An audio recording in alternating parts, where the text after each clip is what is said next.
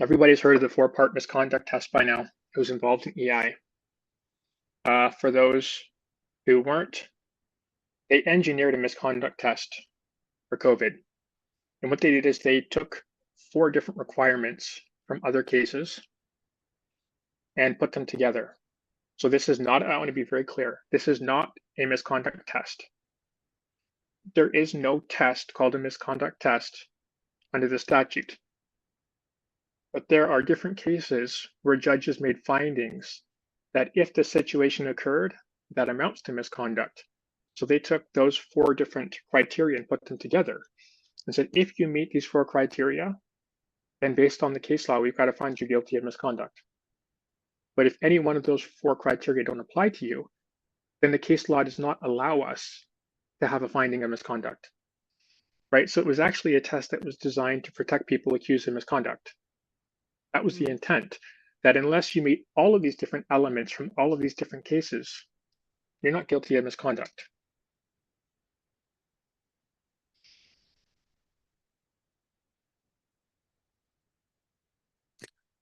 MJ says, oh, the memories. Yeah. So here's the 4 elements. Was it willful? Was there a violation? Did you choose to ignore something? Was the policy clear? In other words, if the policy was ambiguous or wasn't properly posted, how can you be guilty? And you have to know the consequences. So if I didn't know I was going to be fired, okay, you wrote the policy, but if the policy doesn't say we're going to fire you, then you've got to go through progressive discipline. So that's the 4.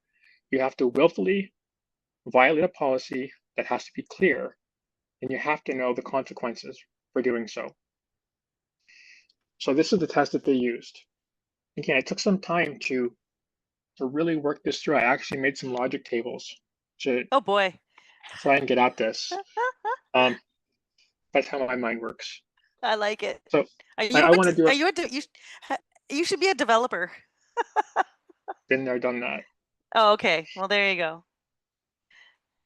Well, I'll reframe that. I've done coding. I can't say I've done coding for a career. Well, you seem like you have the coding brain with a logic table. That's all you got to say. So let's work through a syllogism here, everyone. An employer terminates a worker claiming you've committed misconduct. In misconduct cases, let's go through the 4-part test, and new for the pandemic, we're going to ignore what the employer did. So before the pandemic, it was always, let's just go through the misconduct test. This let's ignore what the employer is doing was new when those case law we just went over was lifted to justify not looking at whether the employer broke the law. So let's say the claimant meets all 4 parts of that misconduct test. Sorry, are you showing something on your screen right now? Yeah.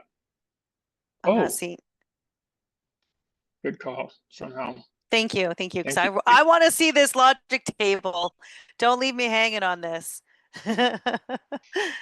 There we go. Okay, perfect. Well, I just put the syllogism form in this.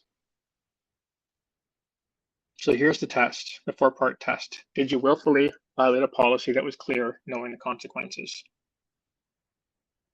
So here's a syllogism, right?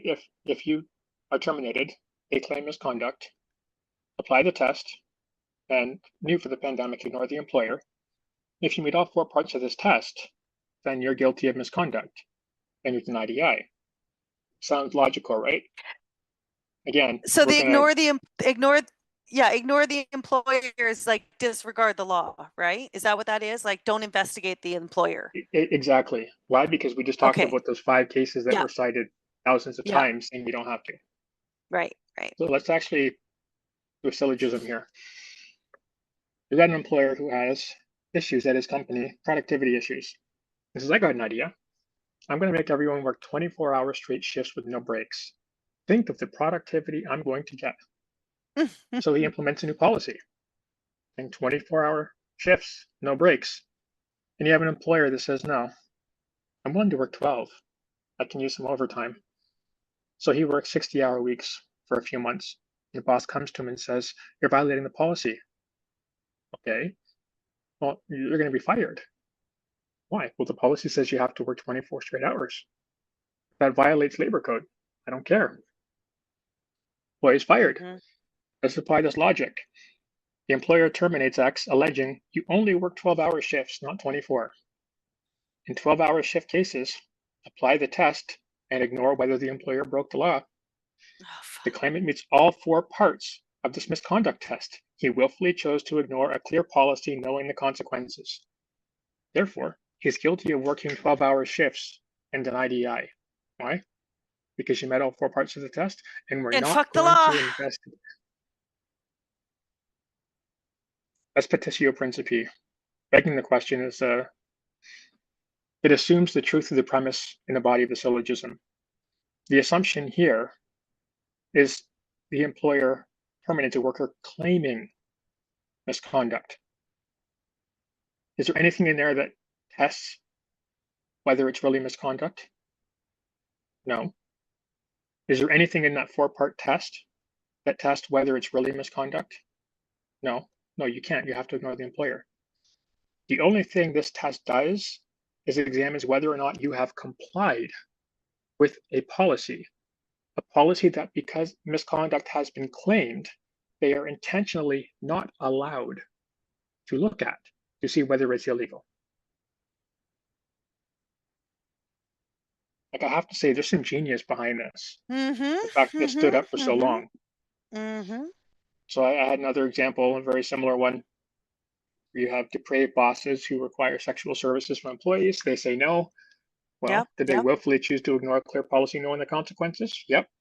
So you're guilty of not prostituting yourself, but you're denied EI. Yep. Like, you can see that where this leads. Yeah. Oh, absolutely. Absolutely. Absolutely. It's begging the question. You're assuming.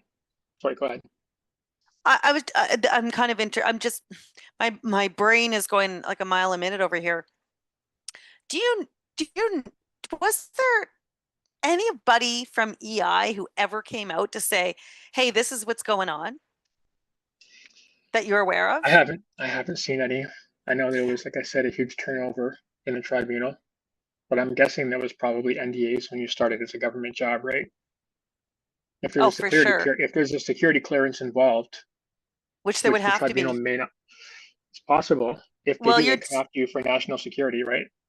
You're looking you're at hard dealing with prison time. people's, yeah, and you're dealing with SIN numbers. You're dealing with the very personal and sensitive data that has value. You know, it has a Yeah. underground value. Shit, this is So just.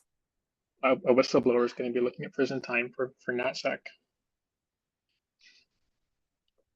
Right? At its core, there's an allegation of misconduct. And this test only tests whether you've complied with the policy, and this construction makes it impossible to actually look at whether or not you broke the law. So if you accept a claim and a syllogism is true, right? If I say that all cats are black, well, no, all cats are not black, but then I arrive at the end and say, therefore, all cats are black. Like, how do you do that? You've just assumed. You've never done any test to see whether cats are black. You just put it in your proposition statement. You run through your logic and spit out at the end, therefore, all cats are black. You've just assumed your opening claim, but never addressed that opening claim in your logic test, right? You claim someone committed misconduct, but you've never actually looked at is not taking an experimental substance that still to this day has not finished trials, is still undergoing phase 3 trials today. Is that actually misconduct? No, we can't look at that. So I wanted, yeah, it's 9:30. There's more. We can, like you said, have a part 2. I think But we hopefully, should, yeah, we definitely need a part 2. And guys, I'm going to give you guys the Rumble link right now because I think we all see the value in this. Where is it here? Where am I? I don't even know where I am. Where am I? I'm going to put this Rumble link in the chat for you guys because this is holy shit. Like, this is blowing my mind. And here's what I think we should do, Matthew, is I think when the next time we have you back on, we need to have a public interest letter ready because you know what? People, they need to know that we know. They need to know that we know. If you go in there without any public opinion, without any public fanfare, they're going to bury you, because they don't want anybody to know about this. Well, too freaking late. We know. And Matthew, your brain is magical. This, like, I seriously, I gotta go smoke a joint or something. I gotta calm down after this, because this is absolutely this. I never expected it. I mean, I knew it was bad, but this is, like I said, next fucking level bad. This is like absolute. This is just as bad as the people that were injecting people, like nurses that were injecting people while they were crying. You know, that kind of disgusting level. Why don't it is 9:30? Why don't we open the floor for any questions, which I think everyone might be like me right now, going, holy shit, and like letting it process. But I will ask the question. Do you guys, are there any questions Yep. for Matthew?